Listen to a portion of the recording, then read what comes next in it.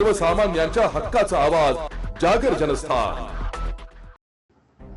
नाशिक येथील कथित भोंदूबाबा अशोक खरात या प्रकरणाचे पडसाद आता धुळे जिल्ह्यातही उमटू लागले असून निमगुळ तालुका धुळे येथील बचत गटाच्या महिलांनी एकत्र येत भोंदूबाबाला थेट गावबंदी आणि घरबंदी करण्याचा महत्त्वपूर्ण ठराव मंजूर केला आहे।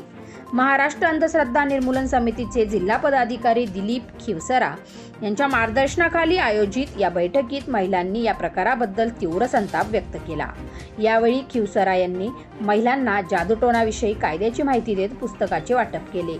तसेच चमत्काराचे दावे करणारे, कर्मकांडांच्या नावाखाली पैशाची लूट करणारे आणि भविष्य वास्तू ग्रह शांतीच्या नावाखाली फसवणूक करणाऱ्या भोंदूंना अजिबात थारा न देण्याचे व असे प्रकार आढळल्यास थेट पोलिसात गुन्हा दाखल करण्याचे आवाहन केले। महिलांच्या या खंबीर भूमिकेमुळे ग्रामीण भागात अंधश्रद्धेविरुद्ध एक सकारात्मक संदेश गेला असून या सभेला सिंधुबाई मोरे, आशाबाई पाटील, विद्याबाई पाटील यांच्यासह परिसरातील अनेक महिला उपस्थित होत्या। जागर जनस्थानसाठी प्रतिनिधी रूपक बिरारी। नमस्कार, मी दिलीप कांतीलाल खिवसरा, महाराष्ट्र अंधश्रद्धा निर्मूलन समिती धुळे जिल्हा पदाधिकारी।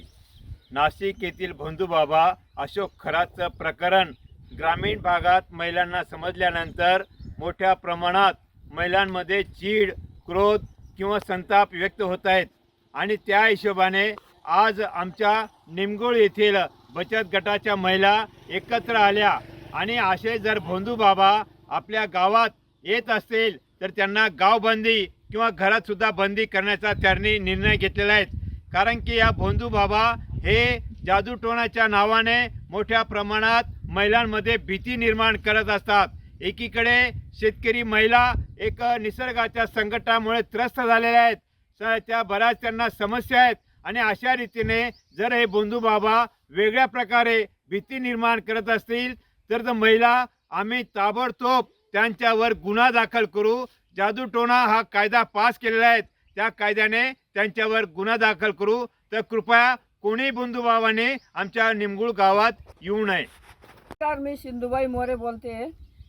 नाशिक येथील अशोक खरात हे प्रकरण खूप महाराष्ट्रभर गांजत आहे आणि त्याने खूप महिलांवर अत्याचार केलेला आहे आणि त्याशिवाय त्याला फाशीची शिक्षा आम्ही ठराव केलेला आहे। आम्ही गावाच्या महिलांनी ठराव केलेला आहे फाशीची शिक्षा व्हायला पाहिजे आणि गावात यायलाच नको पाहिजे असे भोंदूबाबांनी गावबंदी घरबंदी केलेली आहे। बहुतेक असे लुबाडू संत येतात गावात, साधू येतात गावात आणि त्यांनी खूप महिलांवर अत्याचार केले। चिंचोक्या सुद्धा विकल्या आहेत त्यांनी लाखो करोडाला। असे बायांना त्यांनी लुबाडलंय। अशा साधू या भोंदूबाबापासून गावाने सावध राहायला पाहिजे।